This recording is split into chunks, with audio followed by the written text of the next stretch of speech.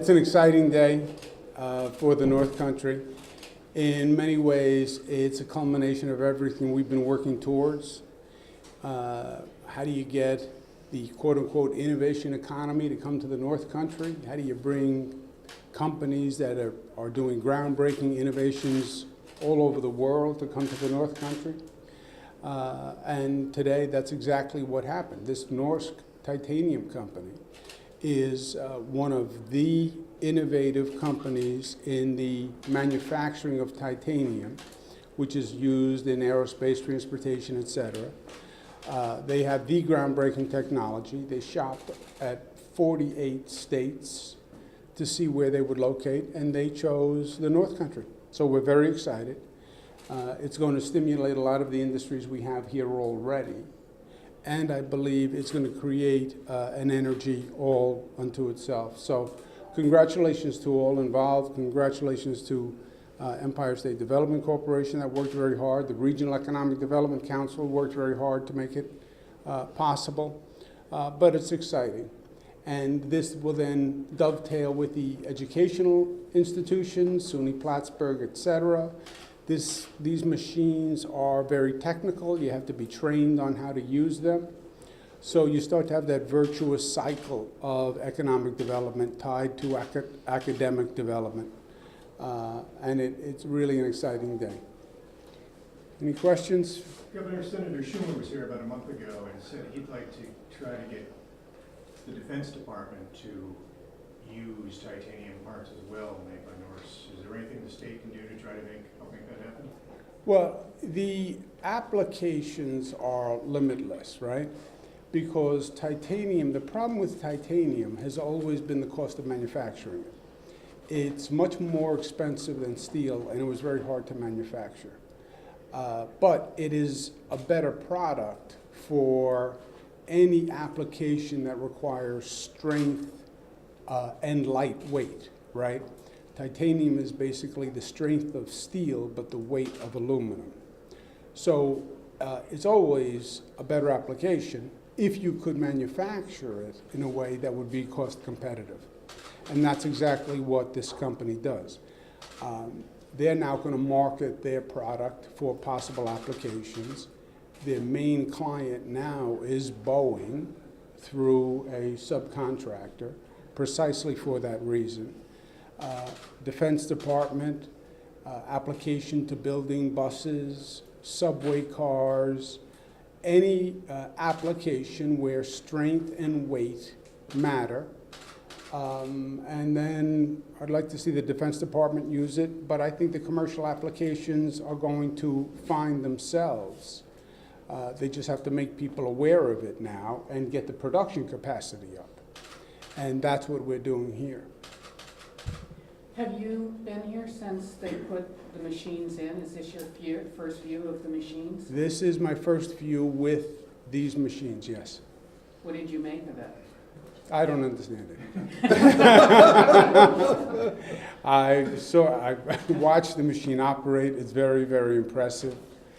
They call it a 3D printer, but it lays down lines of titanium in the rough form of the model, and then it's smoothed and finished.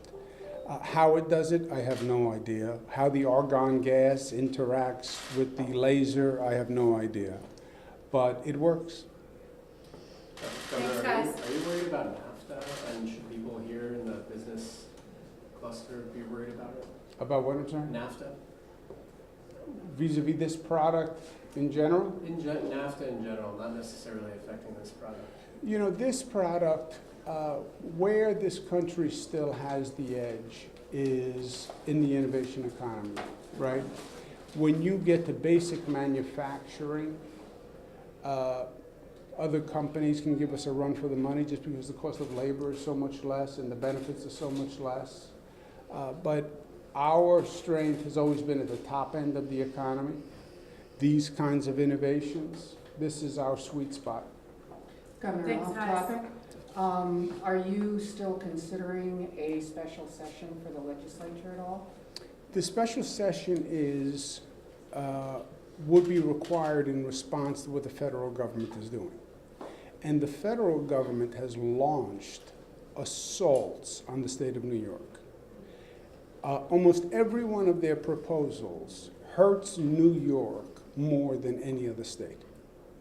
The health care cuts that they proposed, from the ending what's called the CHIPS program, Child Health Insurance Program, 300,000 poor children wouldn't have health insurance.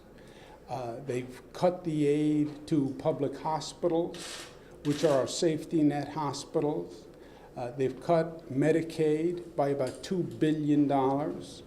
And then what they're trying to do on eliminating the deductibility of state and local taxes, that is a dagger in the heart of New York. Our property taxes are very high, some of the highest in the nation, which is a different problem we have, and I've been railing about it and trying to get them down and working with local governments to get them down, but we have some of the highest property taxes in the country. And if you can't deduct them from your federal taxes, in essence, you're taxed twice on that amount. And that is right at New York.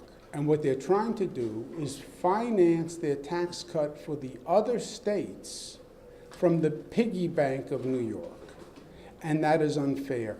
This state donates more to the federal government than any other state.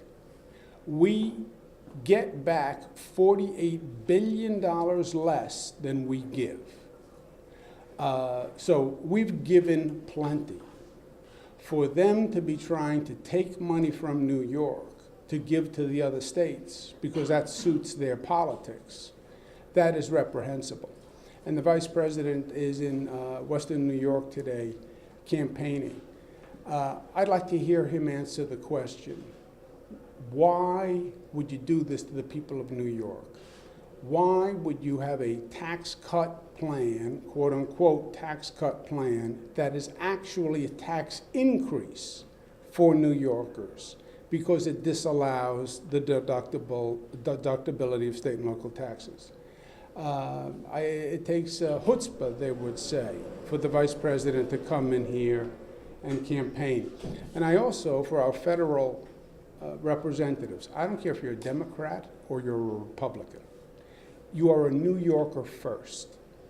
And any congressperson that supports that tax plan, which hurts New Yorkers, they're putting their politics above their representation of the people in their district. And then they don't deserve the office they hold.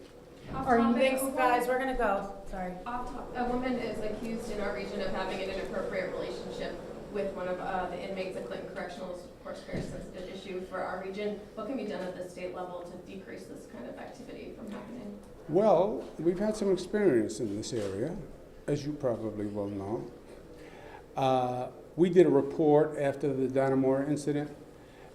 The Inspector General did a thorough review, actually came up with new protocols and a new code of conduct, and that has been put in place all across the system, and that's how this situation actually came to light. So you run a system this large, obviously you're going to have deviations. The question is, do you have the systems in place to catch them and resolve them? And that's exactly what we did here. Thanks, guys. Okay, Have a good guys, day. thank you.